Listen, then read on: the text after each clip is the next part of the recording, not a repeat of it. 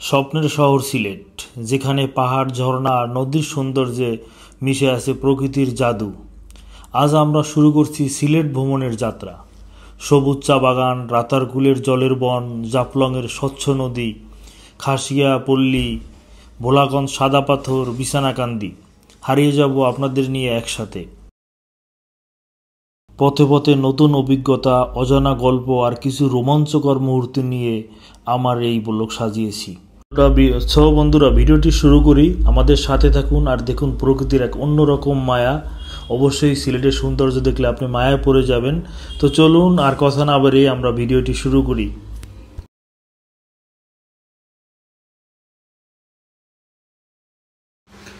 বন্ধুরা, আমরা নদ্দা থেকে রাত 10:30 যাত্রা শুরু করি ইউরোকোচটা মোটামুটি খারাপ ছিল না, অত ভালো বলা যাবে না। এটার উপরে হচ্ছে স্লিপার, নিচে হচ্ছে বিজনেস ক্লাস। আমাদের পার পার্সন এটা ভাড়া করছে 1000 টাকা করে। আমাদের গাড়ি ছেড়ে দিচ্ছে স্লিপার বাস প্লাস আমাদের সিট যেগুলি আছে, কিন্তু পুরো গাড়িতে আমরাই। বন্ধুরা, পথে যাত্রা বিরতি দেওয়া হয় জান্নাত হোটেল অ্যান্ড রিসোর্টে। এখানে আমরা রাতের হালকা কিছু ডিনার করে নেই।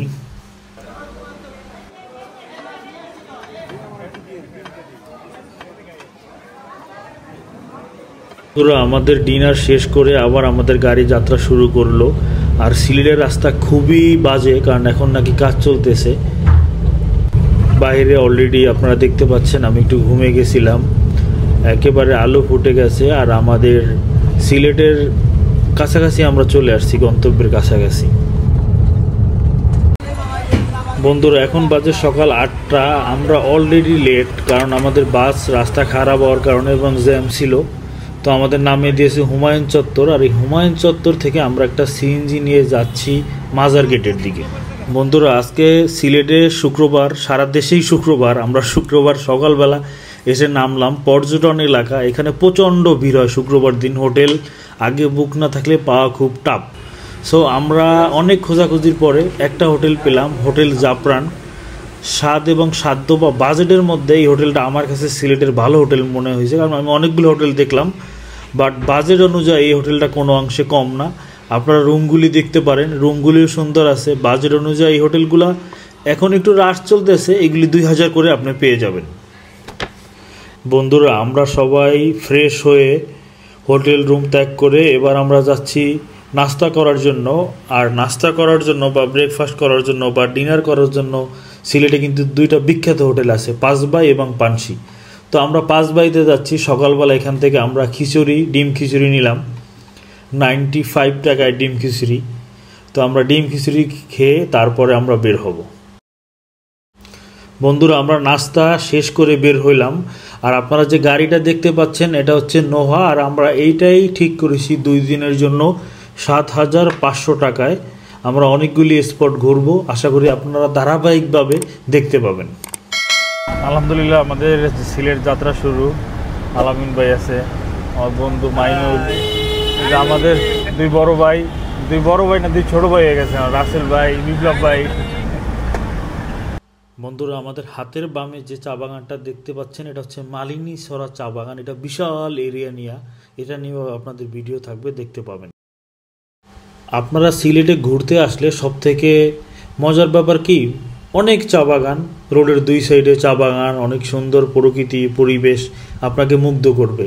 আমাদের প্রথম যাত্রা হচ্ছে রাতারকুল সোয়াইন ফরেস্টে। আর রাতারকুল সোয়াইন ফরেস্টে যাওয়ার পথে আপনি এই 2 ধারে মালিনী সরা চা বাগান সিলেট শহর পার হওয়ার পরে দেখতে পাবেন, এবং আরও মনোমুগ্ধকর পরিবেশ আপনি দেখতে পাবেন। তো সবগুলি যদি আমি দেখাই আমার ভিডিও অনেক লং হয়ে যাবে, তো শর্ট করে কিভাবে আপনাদেরকে দেখাতে পারি এবং আপনাদের সামনে উপস্থাপন করতে পারি পুরো সিলেটের সিনারিওটা, সেটাই আমি চেষ্টা করব।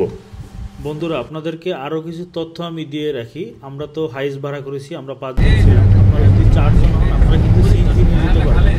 সারাদিন তাহলে পানি নাই, এখন তো ভালো বৃষ্টির দিন, ঢাকায় তো ভালো বৃষ্টি হইতেছিল। 2000 টাকা খরচ। এটা কি করছে 7500 পর্যটন যাত্রী ছাউনি না? আর আমরা দেখতে পাচ্ছি চলে আসলাম গাড়ি নিতে যাই হচ্ছে পর্যটন এরিয়া বা পর্যটন গাড়ি রাখার জায়গা। এখানে আমরা গাড়ি রাখবো। গাড়ি রাখার পরে কিছুটা দূরে আমাদের হেঁটে যেতে হবে। আপনারা দেখতে পাবেন। আর আমরা এখানে চলে আসছি অলরেডি টাইম 11টা প্লাস, প্রচণ্ড রোদ, আশেপাশে গাছপালা খুবই কম। আর এখানে গাড়ি রাখার পরে আপনার কিছুটা পথ হেঁটে যেতে হবে। আর যখন পানি দেখেন এই সাইডে ছোট্ট একটা খালের মতো, যখন বৃষ্টির দিন থাকে তখন এখানে কিন্তু পানি থাকে। আর এই যারা অটো নিয়ে আসছে, সিএনজি নিয়ে আসছে, তারা কিন্তু এখানে লাইন ধরে দাঁড়িয়ে আছে। আমরা বর্তমানে আছি হচ্ছে রাতারকুল সোয়াইন ফরেস্টে। আর এখান থেকে আমরা নৌকা নিলাম। নৌকা হচ্ছে পার পার্সনের জন্য এখানে একটা টিকিট আগে ছিল না, টিকিট কাটতে হয়। টিকিট হচ্ছে 57 টাকা 50 পয়সা করে। আর তারপরে হচ্ছে একটা নৌকা সর্বোচ্চ 5 জন উঠতে পারবে, এটার ভাড়া হচ্ছে আপনার 750 টাকা। টোটাল হচ্ছে 1040 টাকা হয়। ওরা 40 টাকা আমরা কম দিছি, 1000 টাকা দিয়ে আমরা নিছি। আর এখান থেকে শুরু। আমরা সোয়াইন ফরেস্টের ভিতরে আপনাদেরকে দেখাবো, আমাদের সাথেই থাকেন। সাথী কয় টাকা নিল? সাথী 20 টাকা করে ভাড়া নিল। এটা প্রথমে টাকাটা দিয়ে দিতে হয়েছে। সাথীর দামই না ভাড়া, সরি সাথীর দামই 20 টাকা না, ভাড়া নিছে। ভাড়া নিছে 20 টাকা, দাম 40 টাকা আছে, ভাড়া নিছে 20 টাকা। সাথী রে বাগ বাগ করে চলেন। আমাদের নৌকা ছাড়ছে, যাই। আপনারাও করে সংঘর্ষ হইবে, এই আস্তে আস্তে, কেউ সিটে পড়িয়ে যাবে পরে ওর বাইরে।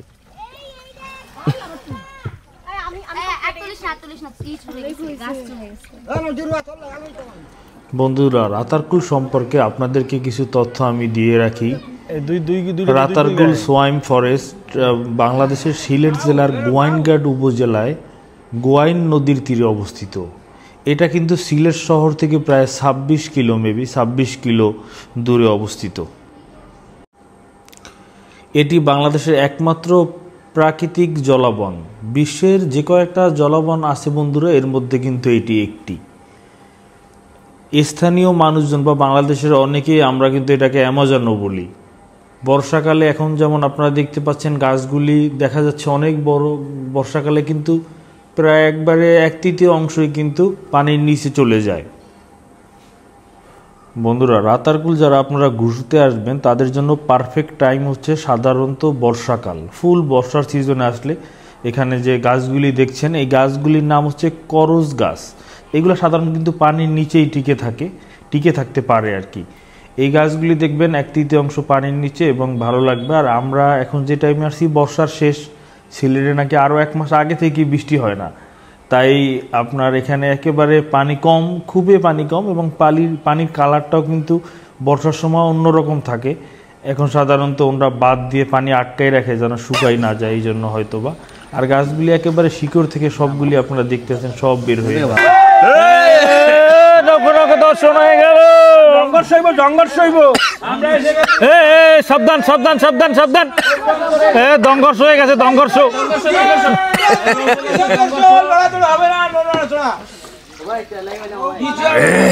এই যাবার এদিকে দংঘর্ষ লাগিয়ে গেছে,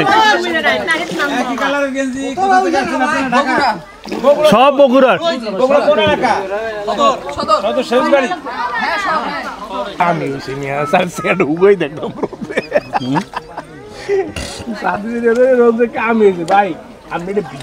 ভাই বাম সাইডে থামান, পানিটা নিয়ে কিনি কিছু আছে, কিছু না কিছু তো এখানে আছে।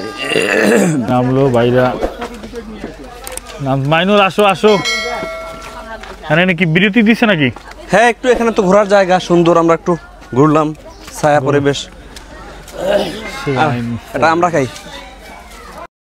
বন্ধুরা, এই যে গাছগুলি দেখতে পাচ্ছেন, এগুলি কিন্তু বর্ষাকালে পানির নিচে থাকে অনেকটাই, মিডল পর্যন্ত। আর এই যে উঁচু জায়গাটা আমরা আছি, এখানে কিন্তু পানিতে ভরা থাকে। 20 টাকা শসা বেচো, 20 টাকা। আর আমরা কত বেচো? কত? 15।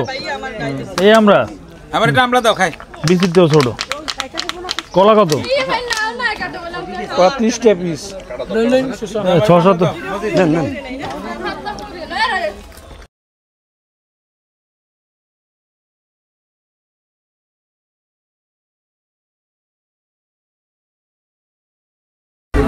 এদিকে সোয়াইন ফরেস্টের মধ্যে ঘোরাফেরা শেষ করে আমরা এবার নৌকায় উঠতেছি। এবার গন্তব্য আবার গাড়িতে, এরপরে আমরা যাব বিছানাকান্দি।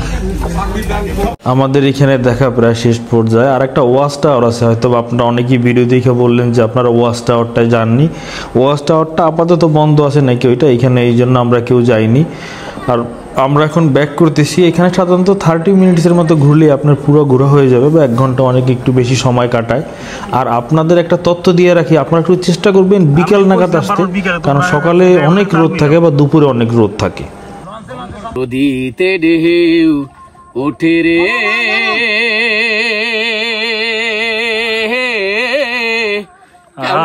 পারি ধরি রে দিবানিশি। রাসেল ভাইয়ের গান শুনতে শুনতে আমরা চলে আসলাম। আর এখানে কিন্তু চা, পানি, নাস্তা এবং ভাতের ব্যবস্থা আছে। আপনারা যারা আসবেন এখানে কিন্তু সবকিছু পাবেন। বন্ধুরা, এতক্ষণ সাথে থাকার জন্য ধন্যবাদ। আমাদের পরবর্তী পর্ব ভোলাগঞ্জ সাদা পাথর। সো আমাদের সাথেই থাকুন, এবং ডিসক্রিপশনে দেওয়া আছে এবং আই বাটনে আপনারা পেয়ে যাবেন ভোলাগঞ্জ সাদা পাথরের পরবর্তী পর্ব। সো সাথেই থাকুন। আল্লাহ হাফেজ, ভালো থাকবেন।